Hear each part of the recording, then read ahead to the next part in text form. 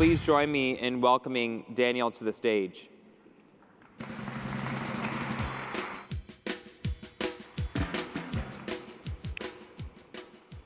All right. Hi, everyone. Pleasure to be here. Let's start by waking up and raising some arms. So who of you out there would say that they like to go out to travel and to explore new places? So why are you sitting here? Just joking.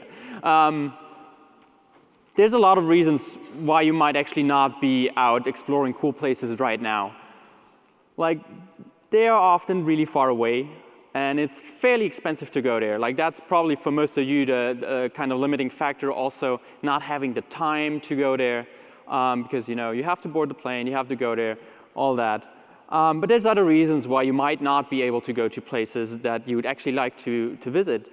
They are sometimes inaccessible to the general public, like thinking of the Grotte Chauvet, this famous cave in France with the cave paintings. Like, you can't go in there because you would destroy the paintings on there that are there, so we can't let any tourists get in there. Sometimes they're too dangerous. Thinking of Syria now, there's so many beautiful old buildings that are really interesting to check out, especially for archaeologists or people that have an interest in that kind of historical stuff. They can't go there because it's too dangerous. You might get your head blown off or whatever. Or often, there's really, really cool sites, but they are only there for transient time. So thinking of maybe street art, there's a lot of cool street art emerging here in Berlin. But often, as street art is something very transient that lives in the space, it might be gone by the time you get there or you have a chance to go. And so you will not be able to visit it at all if you're too late. So there's a lot of reasons why you can't visit the places you want. And we thought that is a pity. And actually, we do have the technology to change that. And this is why we set out to start Realities.io with the vision of make real-world places explorable that were out of reach before. So there's a lot of different reasons that I just, like some of them I just mentioned, why something might be out of reach.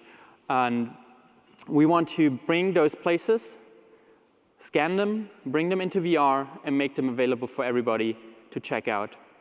But let's go through this vision bit by bit. And we'll start with real-world places. Like, how do we get them actually into VR and onto your VR headset at home? So there's a lot of, probably this pitch is nothing new. Like, you've heard that before. Like, yeah, travel the world, go out there. And there's a lot of 360 content that promises you that.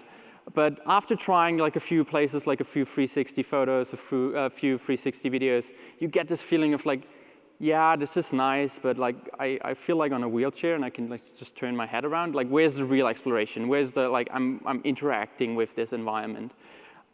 We think 360 is not really cutting the possibilities of VR, because the potential of VR, we think, is really going from this passive media consumption where you just sit there and get your content fed in to an active experience, an active exploration, where you become the agent and you can decide what you want to experience and what you want to look at. And so in this whole environment of content creation and VR, we have on this one side Film 360, which is also the community who's doing that is coming out of this film background. And on the other side, there's more interactive things that are fully explorable, which are coming more from the video background, a video game background where things are modeled instead of filmed. So asset creation on that side takes a longer time compared to just filming places. And we think there's something in between, a third alternative, which is surprisingly little explored, and that is scanning. So this is actually what we do. We use at the moment mainly photogrammetry, which is a technology that is not that new. Actually, it's been around since about 1890, so it was the first roots were there right after photography were invented. And what photogrammetry does is it enables you to take normal pictures done with a single lens camera, so a normal DSLR camera, for example, or even a phone, and if you just take a lot of them and you compare them, you can actually start extracting depth information from them. use that depth information to create a point cloud, make that into a mesh, and you end up with a reconstructed 3D environment. And since we have those nice computers that do a lot of teraflops nowadays, we can do that with a lot of points and create really, really detailed meshes. And just how detailed they are, I want to show you now. So have a look at this photo. And now have a look at this photo. So which one was the one that was the actual photo and which one was out of our experience? I'll help you out. These are the two side by side. So you can see the amount of detail that we can capture with this technology. And another thing is this is untouched. Like this is not edited by any 3D modeler afterwards. Like this is really what we get out of our pipeline and can show in VR. So this is a screenshot from within Unreal Engine that we use to show our things. So we think there's a huge potential in having these really, really accurate descriptions that can be done fairly quickly compared to modeling a place like that, which would cost you a lot of money and a lot of time. Here's a view of the actual mesh that we can produce from that. So you see, it's really like, this is really important for having a compelling VR experience that you have all that detail information, depth information, to make it believable, also combined with a really high resolution texture so you can really poke your nose into things that they don't blur out. All right, so I hope you believe me now that we can port real places into VR. If not, come by, we're downstairs have a little demo booth there. You can check it out yourself. But there's even something that I think is more important than just like porting places over into VR, which is making them explorable. So we touched a bit on that when I was complaining about 360, that the experience that you create for the user in VR becomes really valuable at that point where they can decide what they want to do, when they can interact physically. Like this promise of VR is really finding a way that is more natural, more human to interact with digital content. And I'm going to show you some examples of what we've implemented so far, and just giving you a little idea of like what interacting experience our application looks like. So you start with the menu. This is like not like a flat random menu of like, yeah, look, just explore some places and what's in the list or what's in the feed. But we really wanted to have this physical thing from the beginning, have this globe that you have in front of you, that you load up. And you can really be like a child again, stand in front of the globe, give it a spin, and it's like, let's go there, and just select one of the locations that we have on there. So once you selected the location and you teleported yourself down to Earth, you can really walk around there. So you see, this is not a fixed perspective. This is not transitioning in between like some 360 nodes. This is really, you can go, you can walk around, you can kneel down. We had people lying on their backs, rolling on the floor. So whatever you want to do, like it's your choice. You create your own experience while in those places. And while having scans that you can walk around in, that is cool.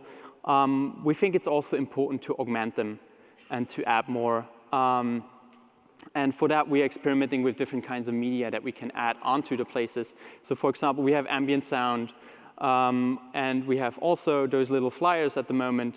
There's one under the desk here, and that you can pick up, and they have little audio snippets attached to them telling you more about the place. So why is that important? Something that we found is like you go to one of those locations, you're teleported there fairly abruptly, and it's cool to look around, but the place really comes to life and starts coming to life when you start learning, like, what is the story of this place? What's behind it? Like, how did it come to be in the position it is? Like, for example, this room that you see there is part of an old abandoned hospital, and learning like what they used it for and why it is now in that condition is something that really changes how you interact with the space. So once you're done, poking your nose into all kinds of corners and looking around and experiencing the place, again, like finding a very physical way of returning to the menu was really important for us. So you just raise your arm like Superman and fly back to space, and then you start again, and you can continue that. So I hope that gives you like a little idea of what it is to experience realities. Again, like if you want to check it out, please feel free to visit me. I'll be down later and tomorrow to give you a little demo. But let's go to the last part of the vision. So what are actually places that are worthwhile exploring? And I'm just going to give you a little idea of the places, some of the places that we scanned so far and why we think they are really, really interesting places and worth going. So let's start with this place here. You've seen one of the rooms before with the creepy-looking table there.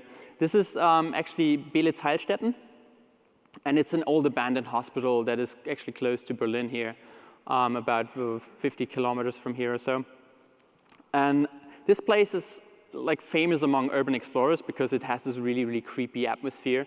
And it's been abandoned since pretty much the wall came down here in Germany. So really, really interesting place, loads of history, was built in 1900, then was, had like a really, really lively history during the war. And you can uncover that history and also walk around there, checking it out. Most people actually can't walk around in there because it is falling apart and you're not allowed to go in there anymore. They do some tours, but you have to pay for that and to get in. And there's just some places that you're not allowed to go in at all. So we were able to, take the precautions, go in there, be careful, shoot some of the places, scan them, make them available online for everybody. That scan we did ourselves. It was one of our first scans. The next piece, like this is a pyramid which is in the middle of the jungle of Guatemala. It's an old part of an old Mayan city. And to get to that place, actually, you have to fly to Guatemala and you have to walk 2 days through the jungle or fly in with a chopper. But yeah, most of the people can't afford that again. So 2 days hike to the jungle is not something that everybody can or will do.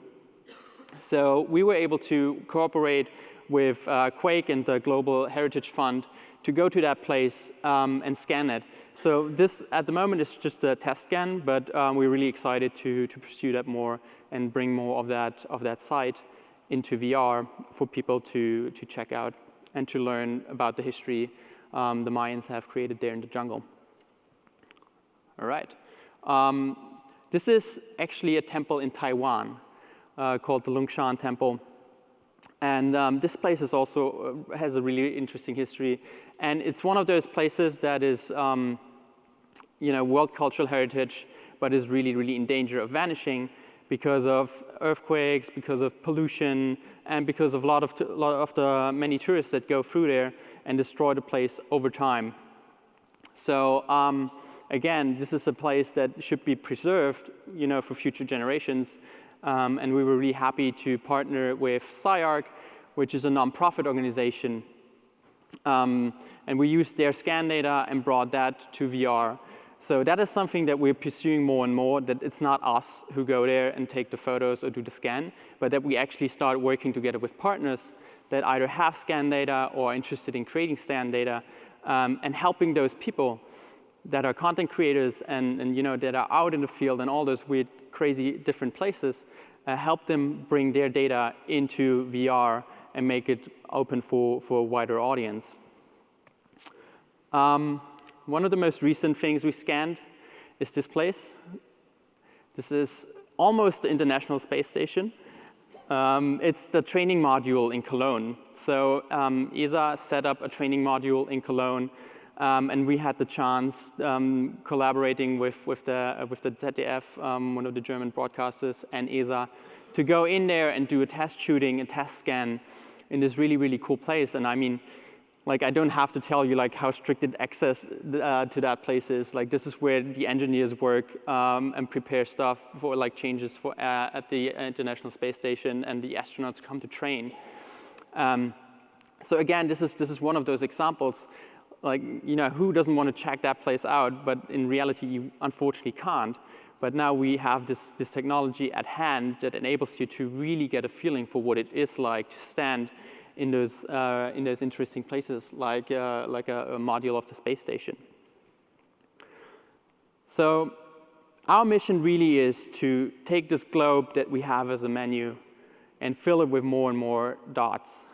Fill it with more and more places that you can visit, that you can travel to, and that you can experience. And also experiment more and more with like the kind of media that make it interesting for people to go there, to learn more, to find out. So we as a company are super young. We just started last December, and we're at the moment 2 people. So we really are pushing this forward and helping, or like looking for people that are interested in helping us out with that, who are interested in creating content, bringing that onto realities, and just explore what we can do with virtual traveling, and yeah, just enable as many people as possible to travel around the globe. And so the next time you be sitting here, you might be just coming back from your last VR travel. All right. If you have any questions, now is the time. I've been told there are 2 mics that you can ask, or if you just yell really loud at me, I'll try my best to understand you. Thanks.